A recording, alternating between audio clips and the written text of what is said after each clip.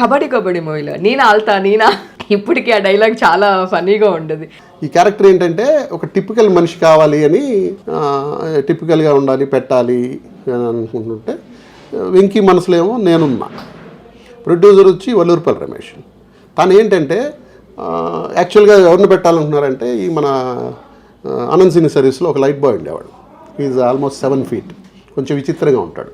7 feet ఉంటాడు, కొంచెం మనిషి టిపికల్గా, అంటే ఆ లెంగ్త్ ఉండేవాళ్ళు కొంచెం ఫేస్ అవన్నీ టిపికల్గా ఉంటాయి, మీరు చూసారా లేదు, వాడిని పెడదామని. అప్పుడు వెంకీ ఉండి నాకు ఫిజిక్ మనిషి కాదు కావాల్సింది, నాకు పెర్ఫార్మెన్స్ కావాలి, నాకు అక్కడి నుంచి అతను పిచ్చోడు అనేది అనిపించాలి అని చెప్పి వల్లూరుపల్లి ఒప్పించి నన్ను పిలిచి ఈ మాదిరి అన్న ఇలా అనుకుంటున్నానంటే ఓకే అని.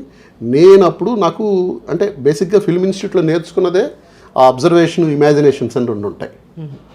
ఒకటి వచ్చి మన క్యారెక్టర్ని ఇమాజిన్ చేసుకోవడం, ఇలా ఎలా చేస్తే అది వచ్చి అది సూపర్ దీంట్లో ఉంటుంది.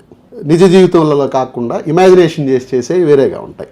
అబ్జర్వేషన్లో వచ్చి ఇప్పుడు నేను మీలా చేయాలి, మిమ్మల్ని ఒక 4 సార్లు చూస్తే మీరు ఎలా చేస్తున్నారు అనేది నేను అబ్జర్వ్ చేసి, అంటే అందరినీ అంటే మీలాగని కాదు, కొన్ని సమాజంలో టిపికల్ క్యారెక్టర్స్ ఉంటాయి, దాంట్లో పర్టికులర్గా పిచ్చోడు క్యారెక్టర్. ఇప్పుడు నేను అప్పుడు మా ఊర్లో చూసిన పిచ్చోళ్ళని, రెగ్యులర్గా బయట చూసిన పిచ్చోళ్ళని, ఇలాంటి వాళ్ళందరినీ ఒకసారి మైండ్లో తెచ్చుకొని ఈ మాదిరి నేను చేసి చూపిస్తాను మీకు ఓకేనంటే తను ఓకే అన్నాడు. ఆ డ్రెస్ కూడా నేనే సెలెక్ట్ చేసుకున్నాను, ఆ చిరిగిపోయిన షర్టు. కానీ మా కోసం ఒకసారి డైలాగ్ చెప్తారా?